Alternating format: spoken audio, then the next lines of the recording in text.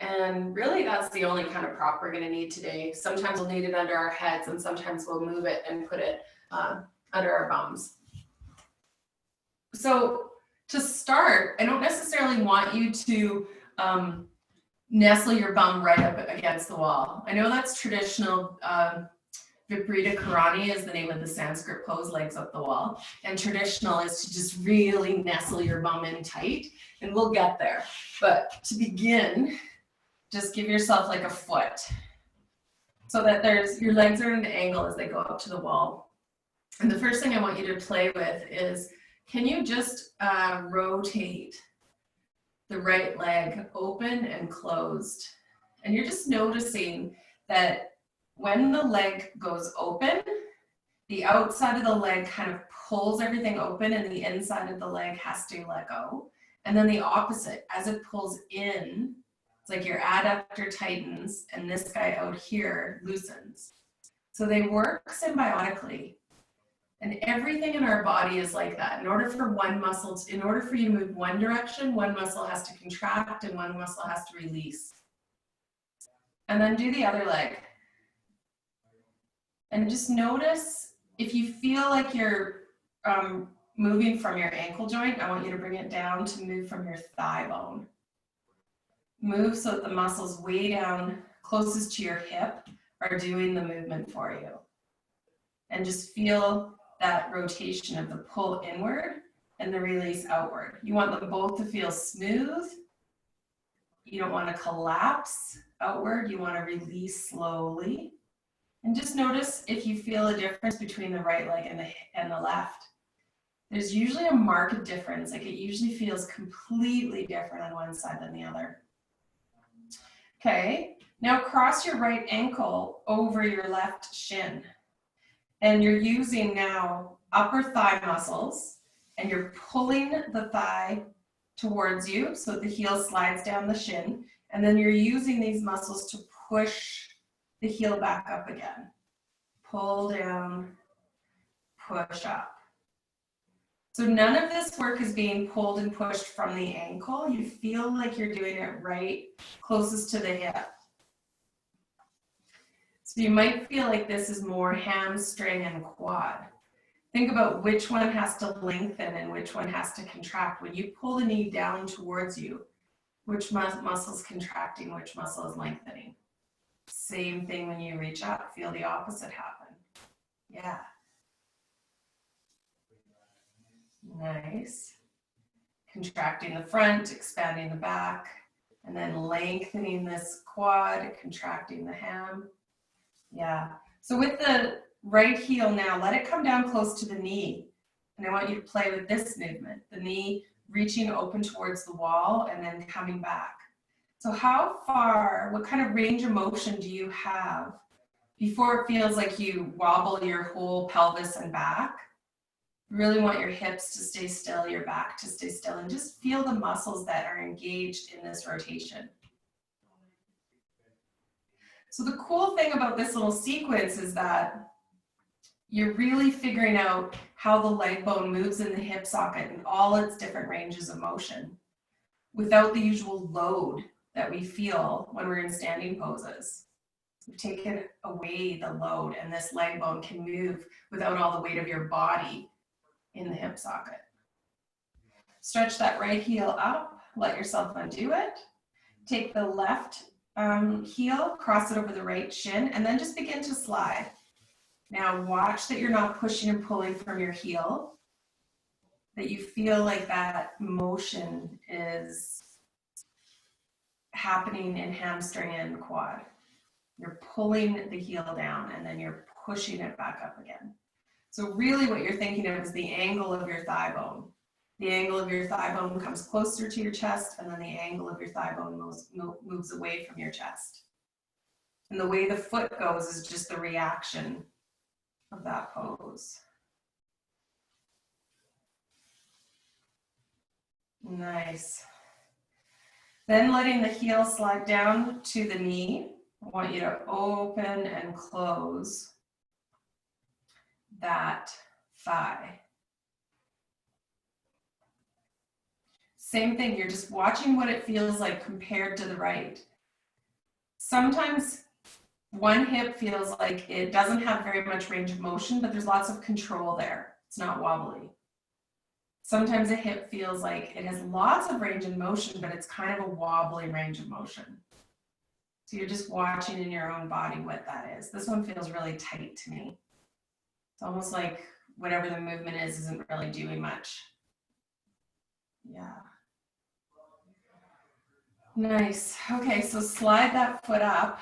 And now this is where you might need a Mr. Magic Eraser when you're done in class, because your feet on the wall might not be ideal. And then you might even think here, like I can feel like my knees are closer than my bum. So I'm actually going to move my bum a little bit further back. So I feel like hips go to knees, knees go to the wall. Good.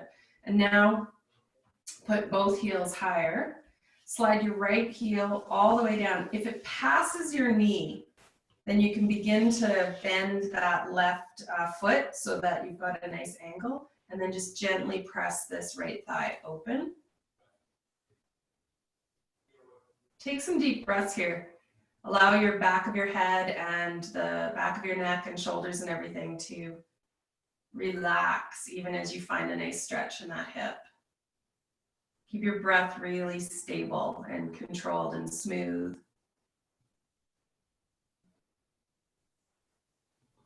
Nice. Okay, that knee draws in, heel reaches up to the wall, left. Heel slides down the right shin. When it passes the knee, the right foot can connect to the wall, and there's that gentle press on this side too. Usually when your hand is helping, you're not putting it on the knee, you're bringing it back down, closer to the thigh, closer to the hip. Easy breath.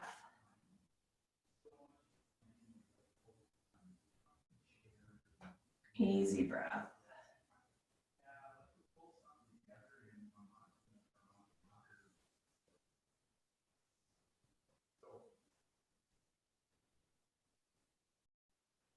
Nice.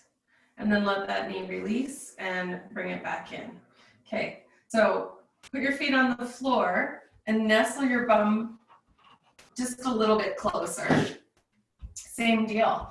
You're going to slide that right heel down and then just bend the top foot as much as you want. Just feel the stretch again. You'll be able to bend the top knee only as much as the right hip can take. You don't want to move that right hip into anything that strains it. 2 more breaths.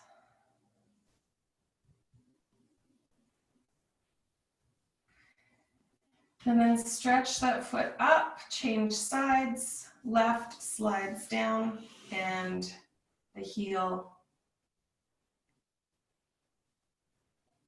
The knee opens, the heel and foot of the right connect to the wall. When you get to the position that you know that the hip is at its maximum stretch, just let yourself concentrate on your breath. Opening and relaxing through that hip as much as you can.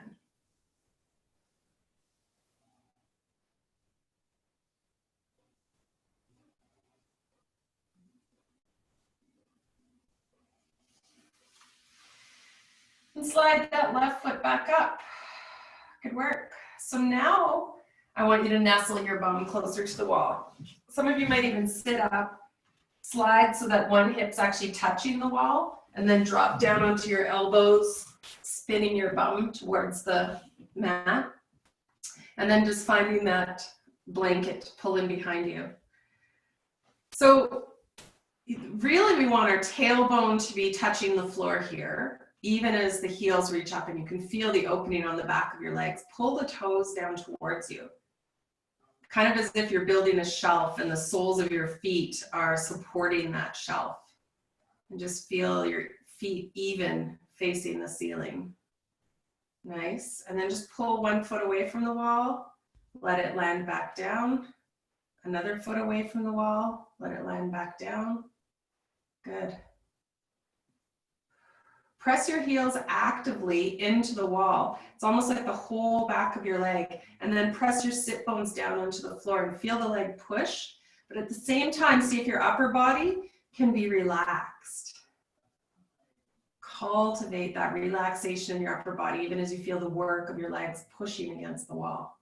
So if you feel tension coming into your neck or shoulders, it means you're pushing too hard. So you've got to find the tipping point where the legs can push, but the neck doesn't get engaged. Nice. Good work. Okay. So now the feet come against the wall and your hands can land down. Maybe even fingertips are touching the wall. You're going to roll. Oh, let's move our pillow for a second. Get the pillow out of the way. Hands press into the floor. Head is not touching a pillow. And your feet go on the wall. You just begin to lift up. So your goal is to bring these hips right over top of your shoulders. You'll roll the shoulders under, walking the elbows closer and closer to each other until you can put your hands on your mid-back. Yeah. Then you can choose to just lengthen your feet up onto the wall, if that feels okay. We've got a big blood rush happening to our head right now. If it feels okay, bend your knees again. Really lift those hips up and away from the chest, and then take one foot to the sky. And then try the other foot to the sky. If your hands are pressed into your back and you feel okay, perhaps you can lift both heels up to the sky. Keep breathing, maybe roll your ankles up there. Lift, lift, lift through the heels.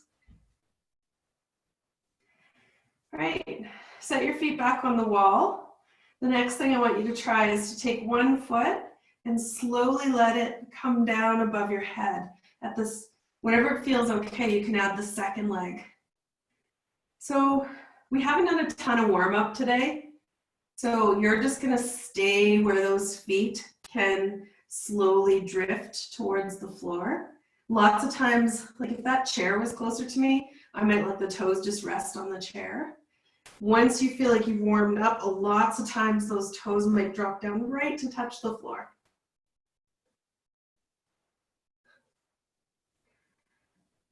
Nice. If it feels good, let yourself stay there. You also can draw knees into ears.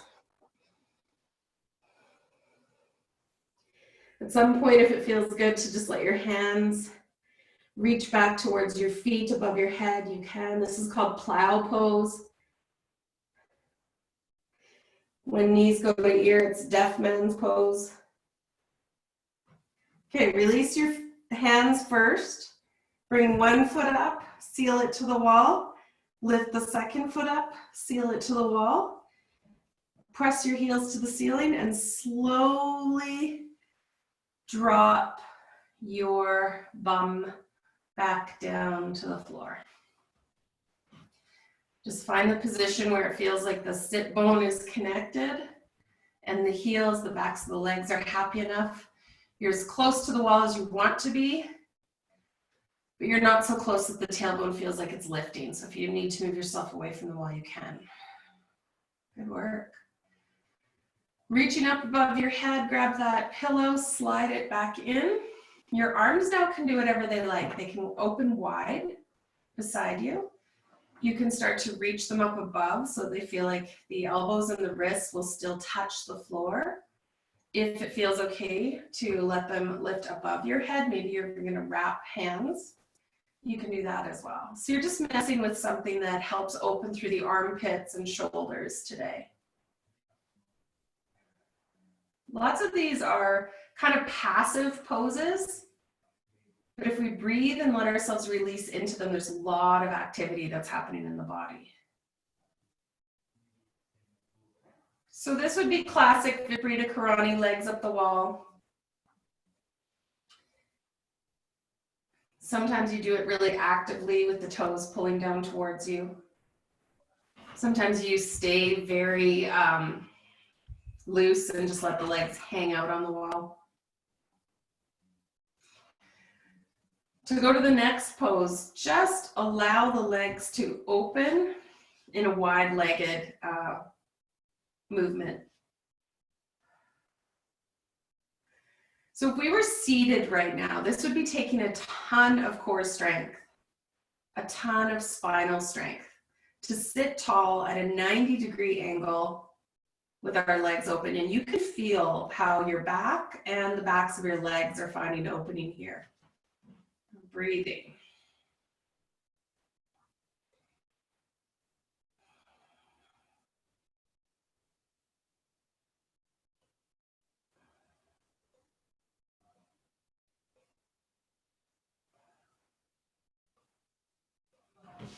The heels can slide back up to the ceiling, and then the soles of the feet find each other and slide down the wall.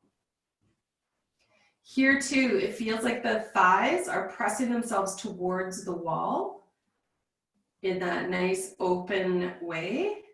Your hands could even come to the lower part of the thigh, pressing it open. Or you can just feel the knees trying to open to the outside edges of your room. Breathe.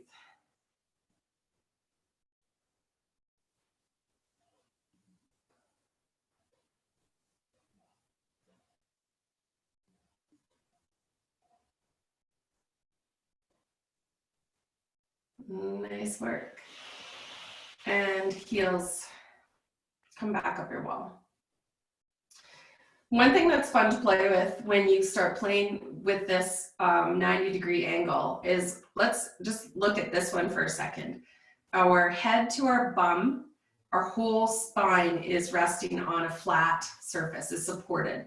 So all the muscles that make up our torso are grounded, supported, and our torso weight isn't having to be factored into the pose. The legs are leaning against the wall, they're supported too. We're going to look at the 4 different ways that we can make this 90-degree angle happen against the wall. And you're just going to play with all the different ways the load works in your own body. So knees come down into your chest. You can roll over to one side. And then you come back up to like a seated position. And I want your back to go against the wall. And your heels to stretch straight out in front of you. And just feel the difference here of now torso pressing down on the hips, the backs of the legs having to carry some of that spine, the toes lifting up. Notice what your hands can do. How far can they lift up that wall before they feel like they need to pull away? Breathe. Breathe. Nice. All right, third way that we attach to the wall. Bring your knees in, press into your hands. We're going to come up to standing and then turn and face your wall.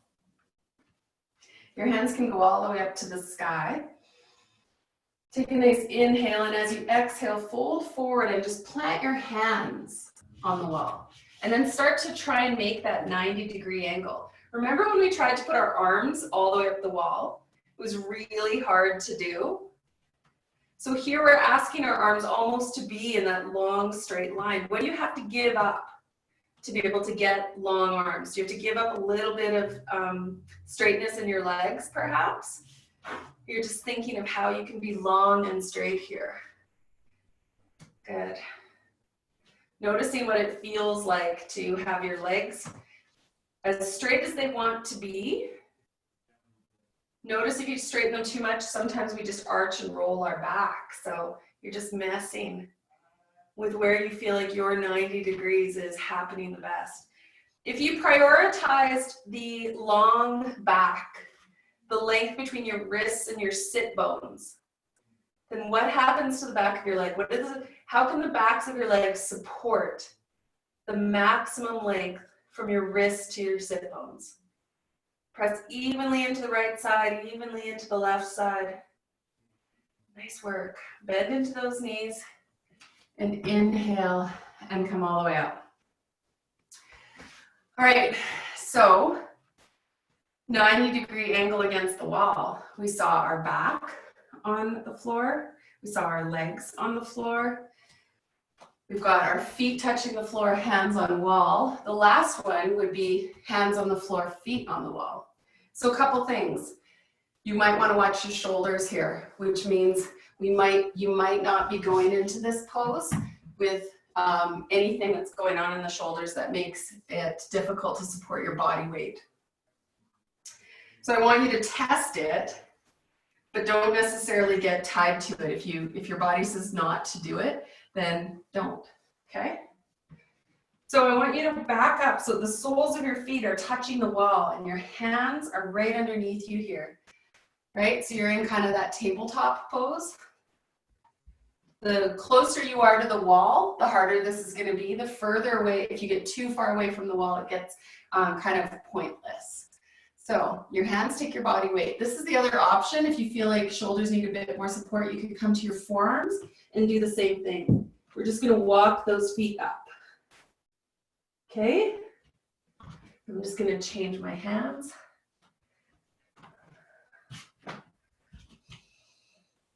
All right, so now the hardest part of this pose is not the handstand. It's trying to bring yourself to that 90-degree angle.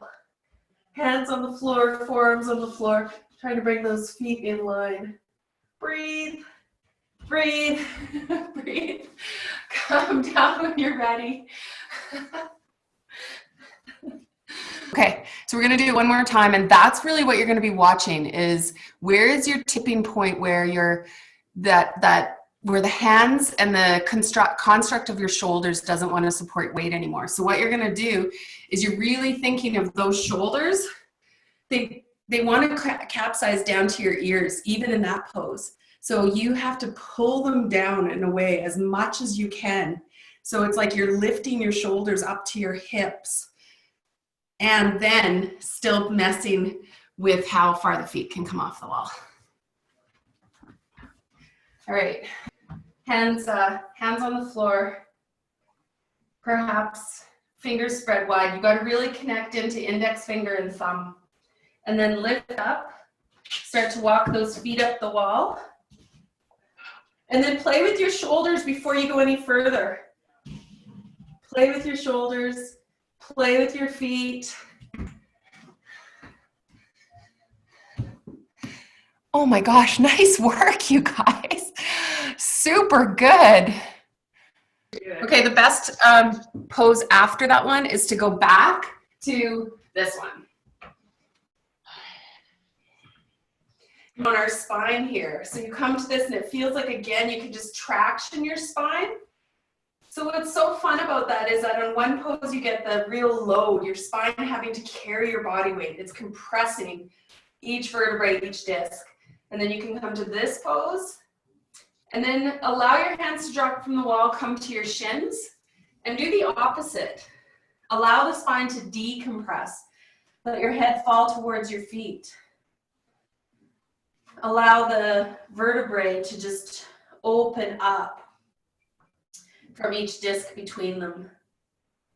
Like you're allowing the spine to waterfall out of the hips. Opposing any compression that happened due to our inversion and the load on our hands and shoulders. Nice. Then slide your hands up onto your shin, bring the spine to a flat half lift. Knees bend, hands plant. Let's go to plank pose. And just notice plank pose here.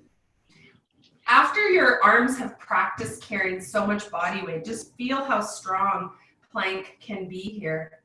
Pushing through the backs of your heels, lifting the calves and the backs of your thighs. Reaching the crown of your head forward, just feel yourself lengthening the front side of your body. Like you're finding space between your knees and your shoulders. Good. Drop down to your knees. And then sink back to a child's pose.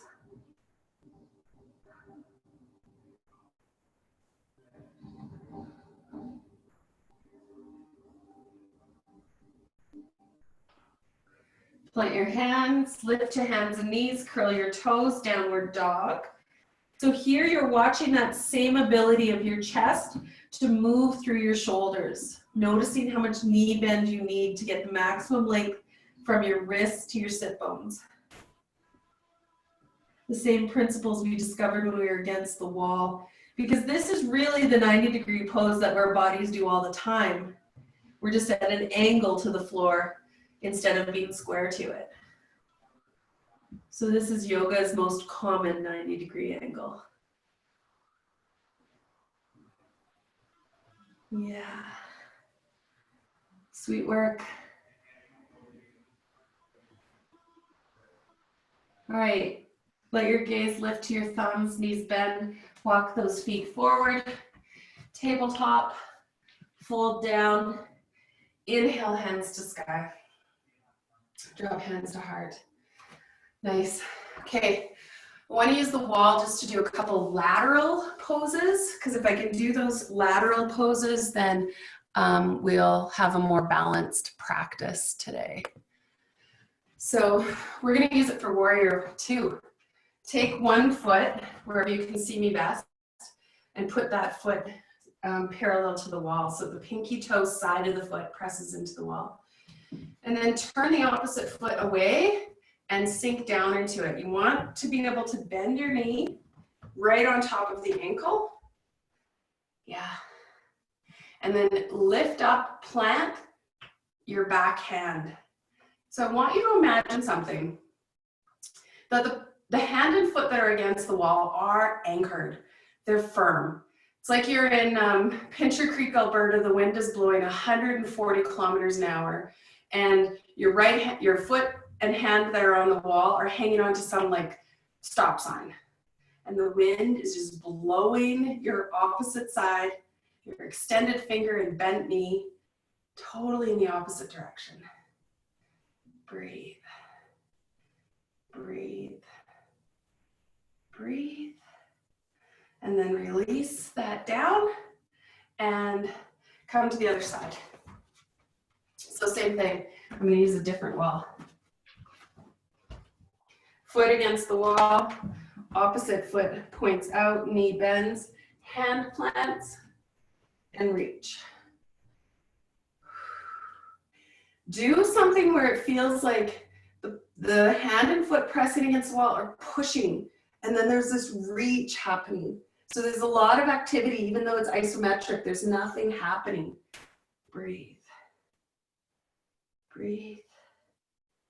Breathe. Nice work. Release from that. Good. Now you guys don't have a block, so let's not do that one. Okay, next one, we're going to do triangle. So for this one, your back goes against the wall.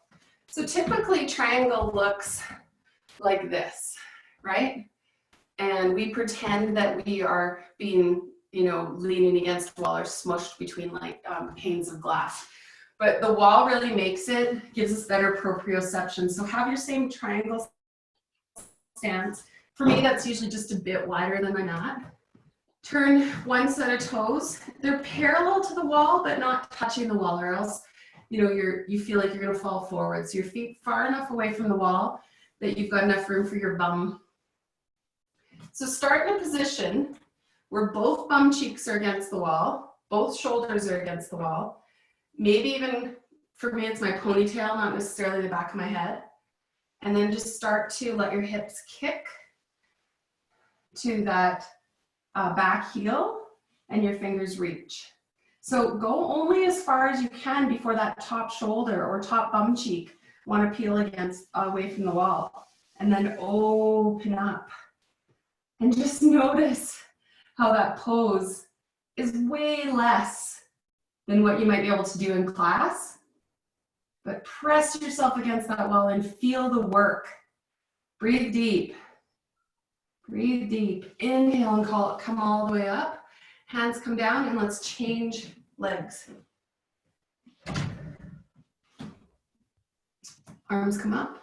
Stretch through the front fingers and tip again. Breathe. Nice. Fingers drop down, top hand opens. Try and glue yourself to that wall. You're only going as far as you can without letting yourself lean. And then breathe deep. Yeah, it's never as easy there as it is usually. Nice work. Nice work. All right, lift yourselves all the way up and come away.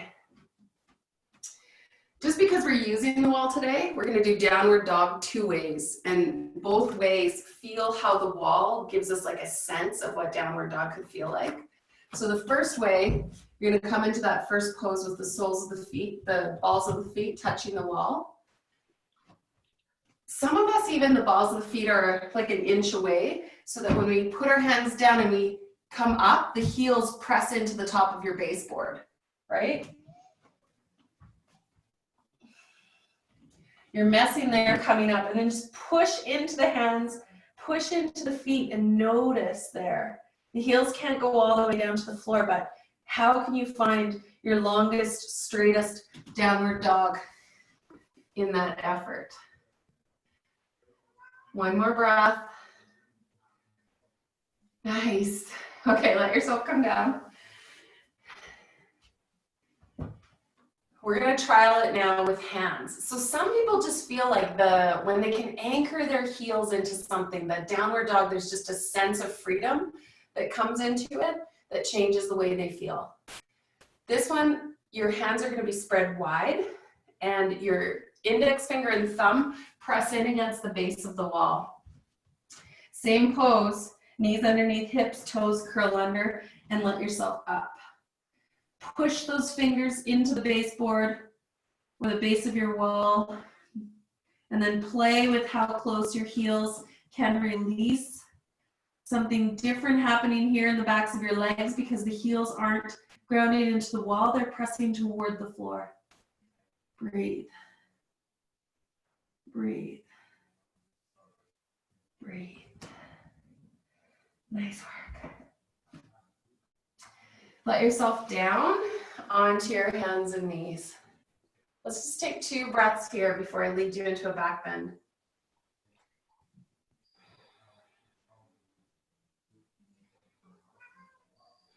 Now when you come up, you're going to just crawl those knees towards the wall and place your hips in against the wall. You can curl your back toes under, and then we're really going to play with Ustrasana, camel pose. Your hands press into your low back, the hips press against the wall, and you just back bend as far as it feels possible today. If that hand wants to drop down, maybe one hand drops down to a heel, maybe the other hand. Maybe you keep both hands on your low back, or maybe you're dropping both. But your hips stay reaching up into that wall, keeping your low back long. Nice work. And then sit down on your bum again. Oh, okay. Good work, you guys. All I want you to do now is lay on your back, slide your bum up against the wall, and we'll just go into sort of a final 5-minute wall Viparita Karani leg sequence.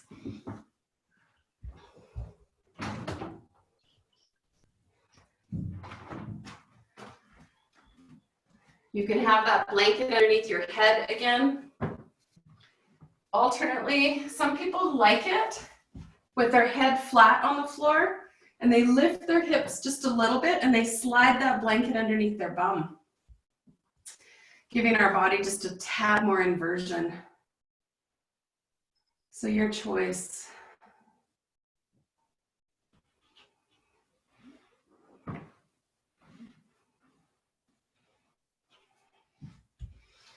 We're going to cycle through here, just letting the legs go from straight up the wall to open wide to cobbler's pose, feet locked together, knees open to the sides like butterfly wings. So I just want you to circulate the feet as your own body requests. So if the toes fall asleep when the legs are up high, you can slide them down into that cobbler's pose. If they feel like they want to open, you can go ahead and do that. And allow your arms to just relax out in a comfortable position, allowing the elbows and the wrists or the backs of the knuckles to just be heavy into the floor.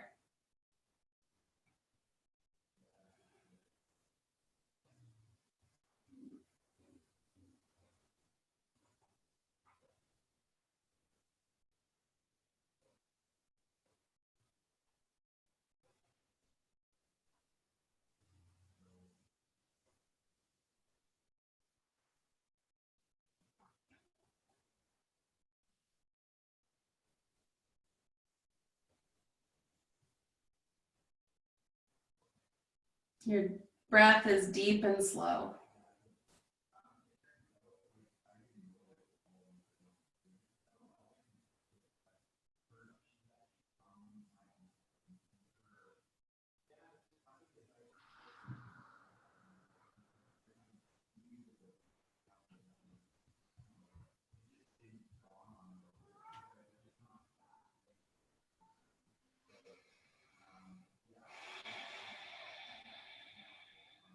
Deepening your breath and just scanning your body.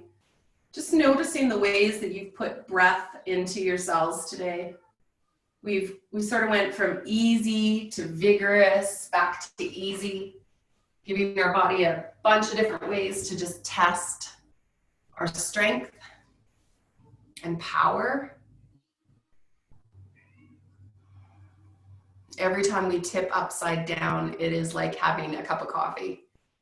So those handstand poses against the wall were a jolt of caffeine as you send fresh oxygenated blood to your brain.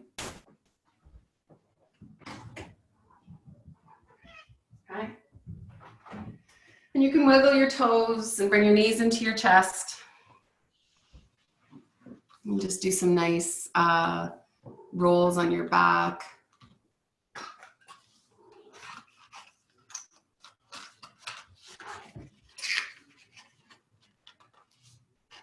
And bring yourself back up when you're ready.